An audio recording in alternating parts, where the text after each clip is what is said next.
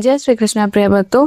फाल्गुन मास के शुक्ल पक्ष में आने वाली पावन तिथि को आमलकी एकादशी कहा जाता है। यह एक साधारण व्रत नहीं है, बल्कि आत्मा को पवित्र करने वाला, पापों का क्षय करने वाला और भगवान श्री हरि की विशेष कृपा प्राप्त करने का दिव्य अवसर है। शास्त्रों में वर्णित है कि जो मनुष्य श्रद्धा, नियम और भक्ति भाव से इस एकादशी का पालन करता है, उसके पूर्व जन्मों के समस्त पाप नष्ट हो जाते हैं और वह अपनी आध्यात्मिक यात्रा में तीव्र गति से आगे बढ़ता है। इस दिन विशेष रूप से आंवले के वृक्ष की पूजा की जाती है। यह वृक्ष भगवान श्री विष्णु को अत्यंत प्रिय माना गया है। इसी कारण इस पावन तिथि को आमलकी एकादशी कहा जाता है। इस एकादशी की महिमा का वर्णन पवित्र ब्रह्मांड पुराण से प्राप्त होता है। शास्त्रों में स्पष्ट रूप से कहा गया है कि आमलकी एकादशी का यह व्रत केवल पापों का नाश करने तक सीमित नहीं है, बल्कि यह भक्त को भगवान श्री विष्णु की विशेष कृपा का अधिकारी भी बना देता है। जो मनुष्य श्रद्धा, नियम और निष्कपट भक्ति भाव से इस व्रत का पालन करता है, उसके जीवन में आध्यात्मिक प्रकाश प्रकट होने लगता है और उसकी आत्मा धीरे धीरे परम धाम की ओर अग्रसर होने लगती है। अब आइए आमलकी एकादशी से जुड़ी इस पवित्र व्रत कथा का श्रवण करें। आपसे मेरा विनम्र निवेदन है कि इस कथा को अंत तक अवश्य सुने, क्योंकि शास्त्रों में स्पष्ट उल्लेख मिलता है कि किसी भी दिव्य कथा को अधूरा छोड़ देना शुभ नहीं माना जाता और व्रत का पूर्ण फल प्राप्त करने के लिए भी कथा को अंत तक सुनना आवश्यक है। एक समय धर्मराज युधिष्ठिर ने परम पुरुषोत्तम भगवान श्री कृष्ण से विनम्रता पूर्वक प्रश्न किया। उन्होंने कहा, हे मधुसूदन, फाल्गुन मास के शुक्ल पक्ष में आने वाली एकादशी का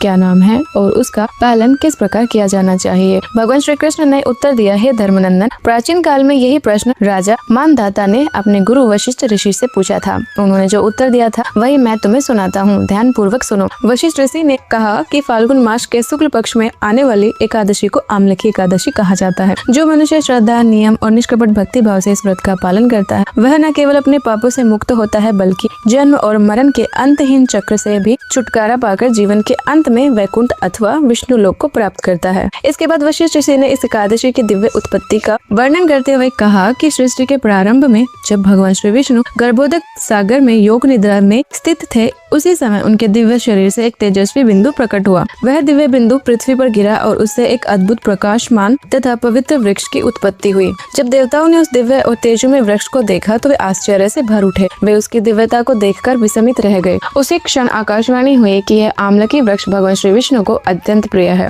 और जो भी मनुष्य इसकी उत्पत्ति तिथि पर श्रद्धा और भक्ति के साथ इसकी पूजा करेगा, वह आध्यात्मिक लोक को प्राप्त करेगा और भगवान की विशेष कृपा का पात्र बनेगा। ऋषि वशिष्ठ ने जब आमलकी वृक्ष की दिव्य उत्पत्ति और उसके अद्भुत महात्मा का विस्तार से वर्णन किया, तब उन्होंने कहा कि इस एकादशी की वास्तविक शक्ति और प्रभाव को समझने के लिए एक प्राचीन और प्रेरणादायक कथा का श्रवण करना आवश्यक है। उन्होंने कथा को आरंभ करते हुए आगे कहा कि प्राचीन काल में विदिशा नामक एक अत्यंत समृद्ध और धर्मपरायण राज्य था। उस राज्य में चंद्रवंशी राजा पाशबिंदु राज्य करते थे, जिन्हें चित्ररथ के नाम से भी जाना जाता था। उनका राज्य सुख, समृद्धि और धर्म का केंद्र था। वहाँ की प्रजा सात्विक स्वभाव वाली, धर्मनिष्ठ और सदाचार का पालन करने वाली थी। राज्य में अधर्म का कोई स्थान नहीं था और सभी लोग वेदों में आस्था रखते थे। राजा चित्ररथ स्वयं अत्यंत शक्तिशाली होने के साथ साथ विनम्र और न्यायप्रिय थे। वे वैदिक शास्त्रों में पारंगत थे और भगवान शिव के परम उपासक थे। साथ ही वे प्रत्येक एकादशी का नियम पूर्वक पालन करते थे और अपनी प्रजा को भी धर्म मार्ग पर चलने के लिए प्रेरित करते थे। एक बार जब फाल्गुन मास की आमलकी एकादशी आई, तब राजा चित्ररथ ने पूरे राज्य में घोषणा करवाई कि सभी प्रजाजन श्रद्धा और नियम पूर्वक इस व्रत का पालन करेंगे।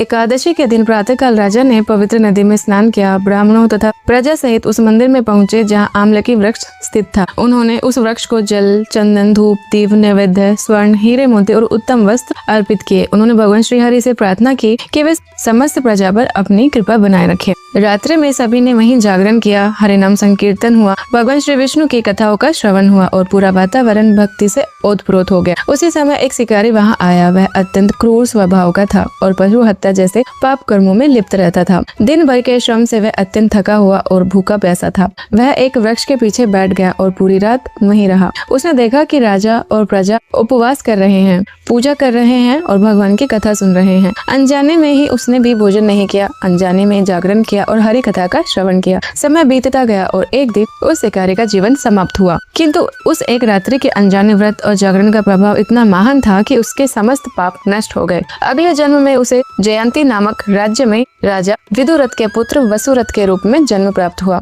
राजा वसुरथ अत्यंत पराक्रमी, बुद्धिमान और भगवान श्रीहरि के परम भक्त बने। राजा वसुरथ सदैव भगवान श्रीहरि की भक्ति में लीन रहते थे। उनका मन राज सिंहासन पर बैठकर भी प्रभु के चरणों में ही निवास करता था। वे राज्य के कार्यों को न्याय और धर्म के अनुसार संचालित करते थे, परंतु उनके हृदय की वास्तविक आसक्ति भगवान की प्रेममय सेवा में ही थी। एक दिन राजकीय कार्यों से निवृत्त होकर वे वन की ओर गए, किंतु दुर्भाग्यवश वे मार्ग भटक गए। सूर्य अस्ताचल की ओर अग्रसर हो चुका था और संध्या का समय निकट था। लंबे समय तक भटकते रहने के कारण वे अत्यंत थक चुके थे। उनके शरीर में शक्ति शेष नहीं रही थी और भूख प्यास से वे व्याकुल हो उठे थे। अंततः वे एक घने वृक्ष के नीचे विश्राम करने के लिए लेट गए। थकान इतनी अधिक थी कि कुछ क्षणों में ही उनकी आंख लग गई। उसी क्षण अंधकार की आड़ में उनके कुछ आदिवासी शत्रु वहां आ पहुंचे। वे राजा से पुरानी शत्रुता रखते थे और उन्हें एकाकी एवं असहाय देखकर उन्होंने यह अवसर उपयुक्त समझा। उन्होंने सोते हुए राजा पर आक्रमण करने का निश्चय किया और एक के बाद एक अपने अस्त्र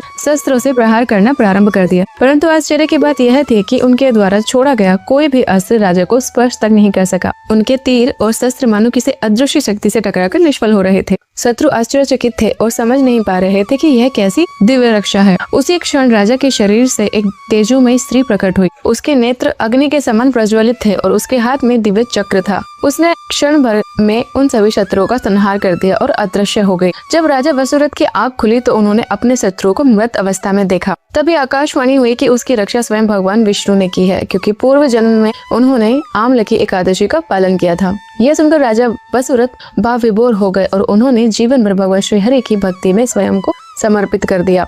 वशिष्ठ मुनि ने अंत में कहा कि जो भी मनुष्य श्रद्धा पूर्वक आमलकी एकादशी का व्रत करता है वह निसंदेह भगवान विष्णु के परम लोक को प्राप्त करता है। इस प्रकार भगवान श्री कृष्ण ने धर्मराज युधिष्ठिर की जिज्ञासाओं को शांत किया। तो भक्तों, आमलकी एकादशी की यह पावन कथा हमें यह सिखाती है कि भगवान की कृपा कभी व्यर्थ नहीं जाती, चाहे वह सजग भक्ति हो या अनजाने में किया गया एक छोटा सा पुण्य कर्म। प्रभु सबका लेखा रखते हैं। एक शिकारी तक का जीवन बदल सकता है, तो सोचिए यदि हम सजग भाव से नियम पूर्वक और श्रद्धा से इस व्रत का पालन करें तो हमारी आध्यात्मिक प्रगति कितनी तीव्र हो सकती है। यदि आप भी अपने जीवन में भगवान श्री हरि की विशेष कृपा चाहते हैं तो इस आमलकी एकादशी को केवल एक तिथि न माने, बल्कि इसे आत्मशुद्धि और भक्ति का एक दिव्य अवसर बनाएं। इसके संपूर्ण व्रत विधि और नियम जानने के लिए हमारे चैनल पर उपलब्ध विस्तृत वीडियो अवश्य देखें। आज के युग में बहुत सी कथाएं सुनाई जाती हैं, पर हमारा प्रयास केवल एक ही है कि शास्त्रों से प्रमाणित यथारूप वैदिक ज्ञान को आप तक सरल और शुद्ध रूप में पहुंचाया जा सके। आपने अभी तक इस चैनल को सब्सक्राइब नहीं किया है तो अभी कर लीजिए, ताकि आपको सभी महत्वपूर्ण तिथियां और उनसे जुड़ी पावन कथाएं समय पर प्राप्त होती रहे। कमेंट में जय श्री हरि अवश्य लिखें और इस दिव्य कथा को अपने परिवार एवं मित्रों के साथ अवश्य साझा करें, ताकि वे भी इस आध्यात्मिक ज्ञान का लाभ प्राप्त कर सके। जय श्री हरि विष्णु। राधे राधे।